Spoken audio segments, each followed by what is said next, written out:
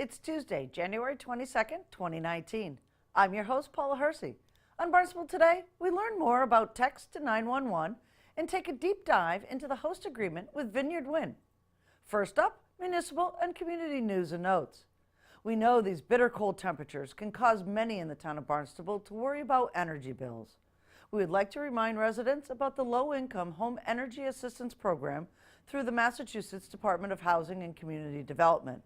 Call the hotline for details, 1-800-632-8175. Sending a text to 911 works the same way as sending an ordinary message. Chief Sonnabend has the details of how and when to use a text to the 911 system. Chief Sonnabend says, call if you can, text if you can't.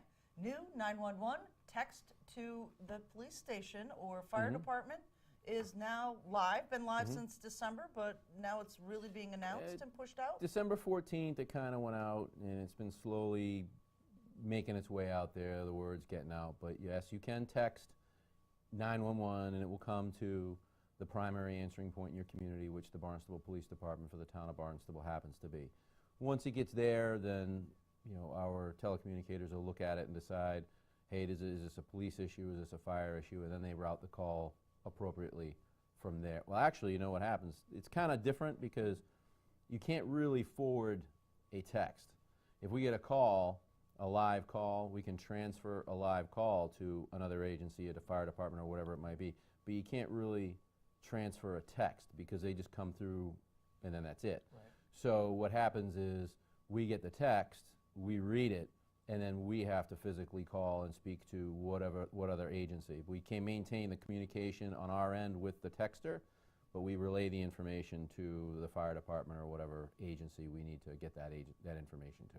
Okay, so let's talk a little bit about, when you call into a dispatch center, the dispatch is trained to elicit information from you that's important for emergency providers. Now, as a text, that's a little bit different. It's a little. You'd think it is, but it's not, because realistically, the texting has been around for a long, long time. It used to be called TTY. So you had the hearing impaired or people who couldn't speak had TTY keyboards, and they would message us through the phone system, and it would be a TTY text message on our end. Okay. So we've been dealing with that since 911 have been around for a long, long time. The texting's kind of similar to that. So the people in there know how to deal with it and type back and forth. They'll ask the same questions and they'll do all that other stuff. So it's not really that new on their end, but it's new from the perspective of the public. Now anybody can just text from your cell phone if you need help. Okay. A lot of the new phones actually have that right on their lock screens, that there's an emergency button right there that you can use as well. They make emergency call or whatever, so you can use all that stuff. That's all right there. But as you said at the opening, call if you can, because it's a lot easier to get information out of people speaking to them. It's a lot quicker, and if we need to transfer you, you can relate your information directly to the people that are coming. Texting is, for instances, like if you're hearing impaired or you can't speak for whatever reason, then texting is there.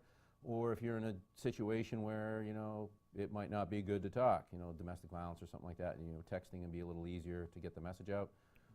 By all means encouraged. The only thing you want to avoid when you're doing it is don't speak in slang, BRB, LOL, all that stuff, because they can be confused with other things. So speak plainly as much as you can.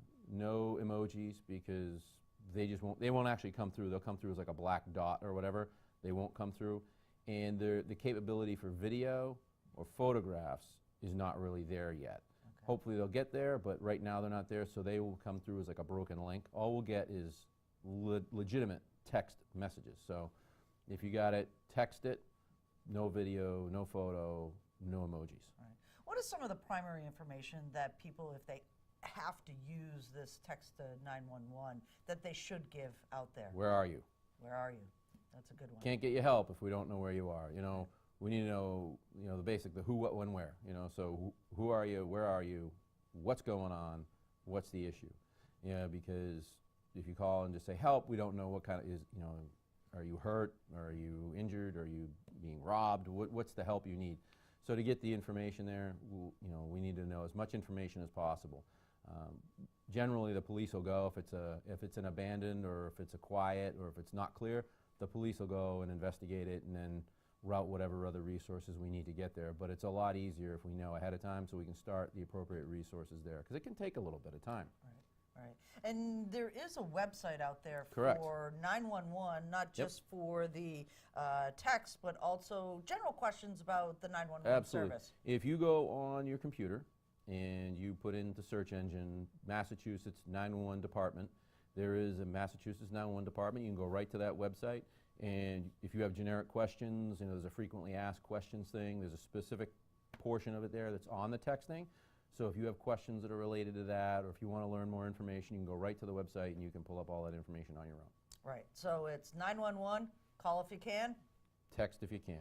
Excellent. Thank you. Massachusetts offshore wind developer Vineyard Wind has entered into a host community agreement with the town of Barnstable. The agreement represents another milestone for the United States' first large-scale offshore wind farm as it advances through the permitting process to construction beginning in 2019 and operations by 2021. Assistant Town Attorney Charles McLaughlin joins us in the studio for a deep dive what is in the agreement and the benefits to the town of Barnstable. With me today, Assistant Town Attorney Charles McLaughlin. We're going to talk Vineyard Wind and host agreement. What is a host agreement? Charlie's going to tell us. Host agreement is a contract between an entity and the town to define, in this case obviously on Vineyard Wind's behalf, what our relationship is with respect to the cable coming ashore and to the substation, who's doing what, when they're doing it, how we're checking to make sure that the environment is protected, and covering a whole series of other considerations that try and spell things out in reasonable but not complete detail, and leaving some of the details to be worked out among the professionals from the engineering side. But it's our best attempt to define who's doing what over the next 25 years. All right. 25 years, this is a long project. It's not like it's going to, start next week and end a year from now. Correct. There's a lot of things, a lot of moving parts in this. Vineyard Wind has been granted a lot of their special permitting from the federal government, so a lot of their, pieces of the puzzle are in place. Why is it important for the town to actually enter some of these pieces in the front end of this host agreement? For example, where's the cable going to come ashore? What happens when the cable comes ashore? Give us a little breakdown on how you approach these negotiations and what Sure. the town really needed. Sure. I brought a copy of it with me. It's 23 or 4 pages. As you indicated, an awful lot of moving parts on it, but really the starting point on this, in some respects, is where it's going to connect to the grid. And they had a number of options that were required. This is under the purview of the State Department of Public Utilities and its subsidiary board, the Energy Facility Siting Board, which governs all of these types of projects throughout the state.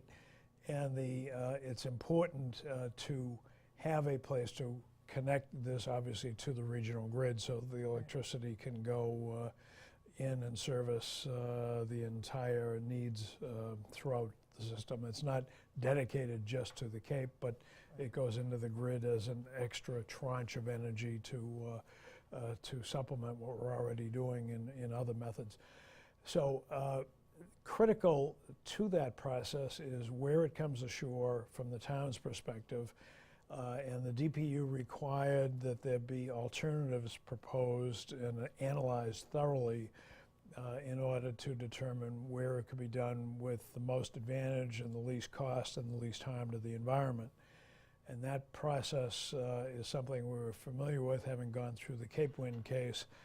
And we had a lot of concerns there. We had and have a lot of concerns here.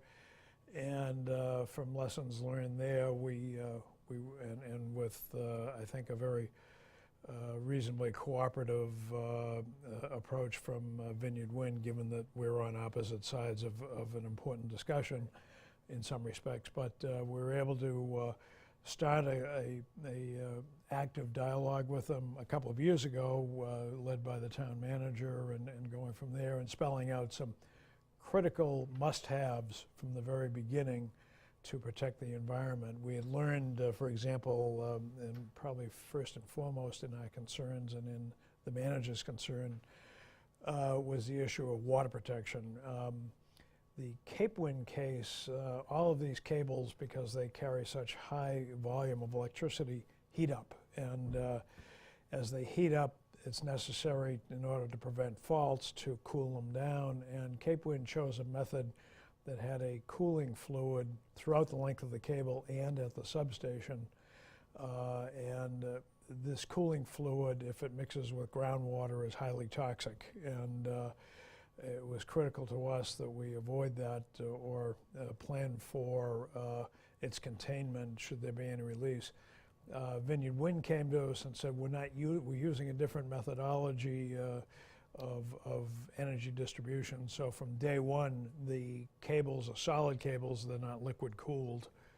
And therefore, the liquid cooling that we're concerned about is to be located at the substation. There were several options for them to consider all the way from Fall River and east to Falmouth, to Mashpee, to West Barnstable, and to Hyannis/Barnstable in Independence Park for their substation. The equipment there has thousands of gallons, the transformers particularly, thousands of gallons of this so-called dielectric cooling fluid. And if that gets away from you and it gets into the water table, it could be catastrophic, quite frankly. So that said, the energy needs of the Commonwealth and the statutes that govern the DPU's review of this give enormous power to the DPU and the Energy Facility Setting Board to, frankly, overrule any local opposition, any county opposition, and even state agencies. So it was really important for us to get to the table early, spell out our concerns, recognize the reality of that statutory construct, and also the reality of doing what we could early on to try and find a way to make this happen that benefits everybody. It's fascinating that, you know, there's in that short period of time that technology and methodology changes. This is a new industry, a blue economy industry. It's going to bring jobs to the region, I'm sure, as well as some other enhancements to the town. So we didn't enter this agreement for free. No, so there's a no. monetary consideration for this. The town needs revenue every year, needs at least $1 million in revenue every year to maintain services and the levels of operations here at the town. So when we talk about Vineyard Wind and a host agreement, are there monetary considerations for the town here as well? There certainly are, although the monetary component was not driving this, program.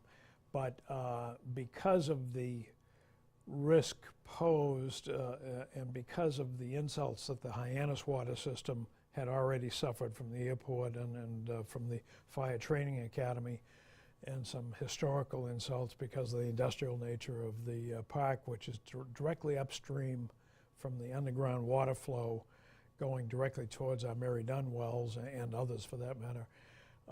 We thought it was really important, if we could, to find some way for taking on that risk and not opposing this project to be compensated in a fashion that would allow the mitigation monies, if you will, perhaps to be devoted in the council's discretion to a fund that would help us address our current and future water needs. And we achieved that in two ways. One was through specifically earmarked and segregated mitigation funds at the rate of, if the project went, the first component of the project went to a new substation to be built in Independence Park, and all of the approvals fell in place such that the thing was going to be constructed, we'd receive $16 million over the life of the contract. If Vineyard Wind chooses either from an expansion of the current state procurement for green energy that they won the first round on to win a second round, which is coming out this summer sometime, they would want to bring their project in to Town of Barnstable again, but because the capacity at Independence Park would then be full, they wanted to bring it up to the Oak Street substation. And if that were to occur, we'd get another $16 million over the 25-year life of that aspect of the project.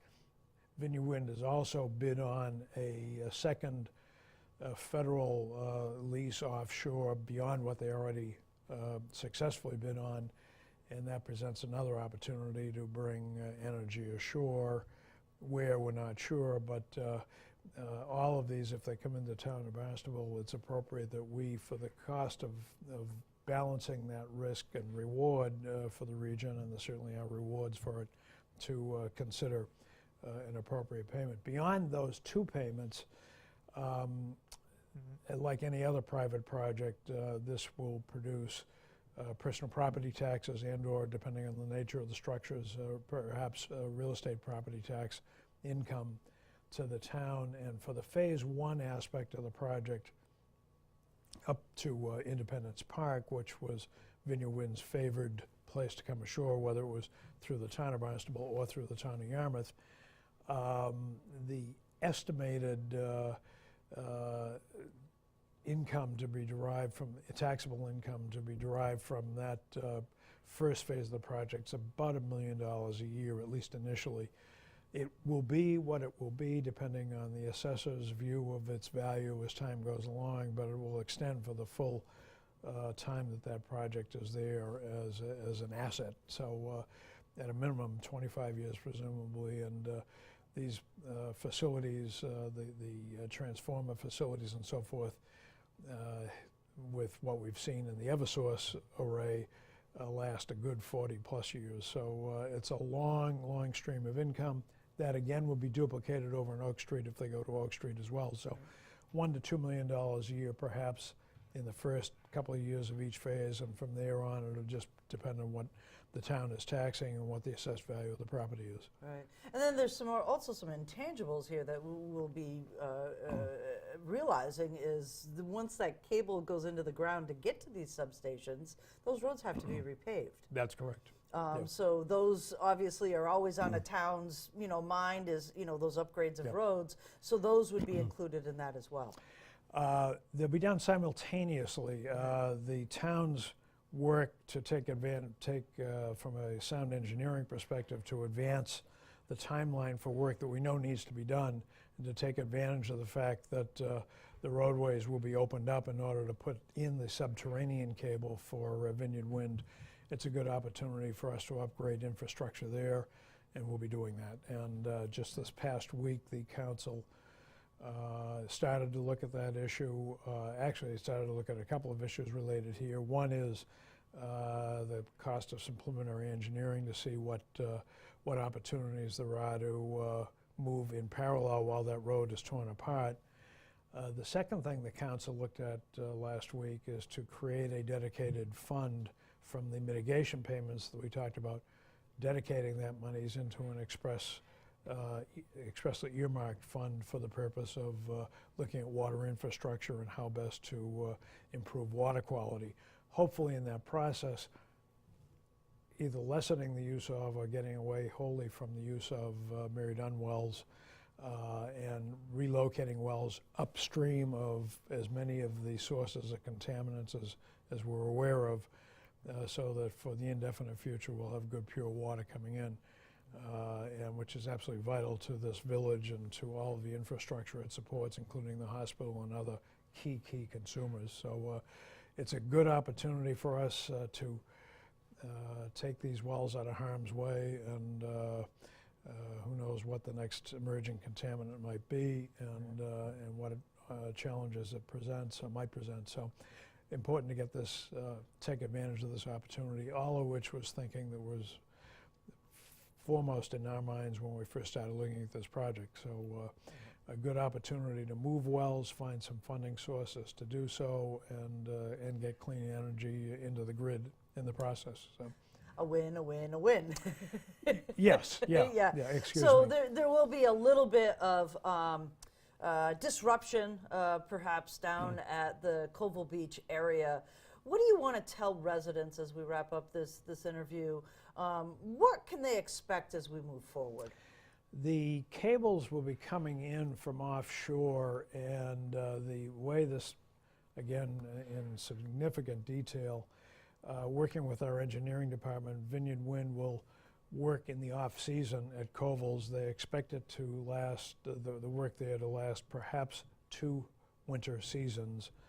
And in each instance, the actual cable path will be relatively narrow, will come in underground from offshore and pass beneath the beach portion at Colville's as much as 25 to 30 feet deep, and then quickly ascend to the parking lot area where it will level out at about a 4 to 6 foot depth, fully enclosed cabling and so forth, and work its way around the north side of the parking lot and out onto Craigville Beach Road, and then up Craigville to whichever route finally works out. It looks as though it's going to go up to Strawberry Hill, Finney's Lane, and up that way. And they're still working out, depending on DPU approval of this final route, going up that route and coming into Independence Park off Finney's in some fashion. There are 2 or 3 variants up there, and the engineers are working through that with the DPU.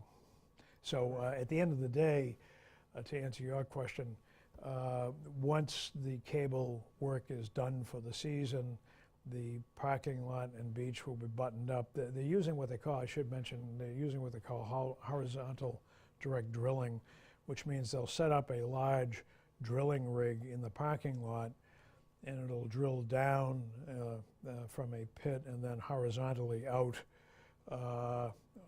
for the better part of 1,000 feet out to into the area under Nantucket Sound, and then surface out there to connect to the cable in a junction box coming in from offshore. So per se, the beach itself won't be disturbed, and that will be the case. It's an enclosed cable, fully shielded and so forth, and come in that fashion. So you won't actually see an interruption with the surface use of the beach. The parking lot will be torn up for the winter, will be temporarily restored for next year from now, 2020 presumably. And again, that fall, the remainder of the work will be accomplished. At the end of that work, Vineyard Wind will give us a new parking lot and contribute up to $80,000 for the cost of a brand new bathhouse over there. So, at the end, there will be tangible benefits there. We got a brand new parking lot. The one over there is falling apart, quite frankly. So a lot of work to be done there. Some temporary inconvenience while that section is fenced off during actual construction work, and then buttoned up for the summer and re-engage afterwards. Wow, just so many moving parts with this, but I thank you so much, Charlie, for coming in and kind of giving us a little bit of a deep dive on this. I know that, you know, even myself trying to wrap my head around of exactly what this project is. The website for Vineyard Wind is extremely informative. Yep. They have video there, they have all sorts of different things that residents can sink their teeth into, and if they choose to, they can read the how many pages? 22 or 3 pages. 23 page host agreement, but definitely we'll probably talk again as the project starts to break down, but thanks again for kind of getting us in this process of happy to help. It's happening. Yeah, we're happy to help, happy to play a small part in it. We are available if people have questions. Probably I'm the fellow to make the initial call to on many of these issues, and I can send them in the right direction and explain anything on the host community agreement. So, excellent. Paula, thank you so much. Great to see you. Happy New Year. You Good too. to see you. Thank you. Here is a look at things to do, places to go, and people to meet. The Greater Hyannis Chamber of Commerce is hosting Economic Forecast Forum this week.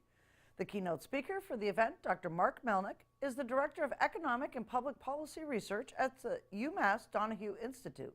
He also serves as Senior Managing Editor of Mass Benchmarks, the journal on the Massachusetts economy. The session will discuss economic trends that will impact business in the Greater Hyannis area, along with next year's opportunities and potential obstacles. The event will be held on January 23rd and runs from 7:30 a.m. through 9 a.m. at the Cape Cod Resort and Spa in Hyannis. Comments, suggestions, accolades? Connect with us on Facebook and Instagram, email us, or send us an old-fashioned note by carrier pigeon. Channel 18 works for you. I'm Paula Hersey, and thank you for watching Barnstable Today.